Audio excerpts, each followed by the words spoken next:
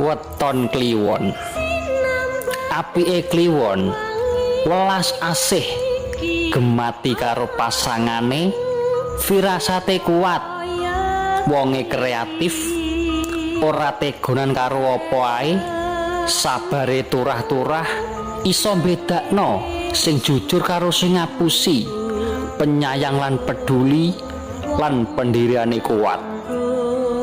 Eleke kliwon keras kepala, atine nek kadung nesu angel dikendhalekno. Menenge kliwon niteni wong sing tau nglarani, watake sing angel diwaca, weton sing angel diguna-guna, disantet lan sembarange. Kliwon nek ngomong yo kudu ngati-ngati, merga duwe idu geni lan omongane malati.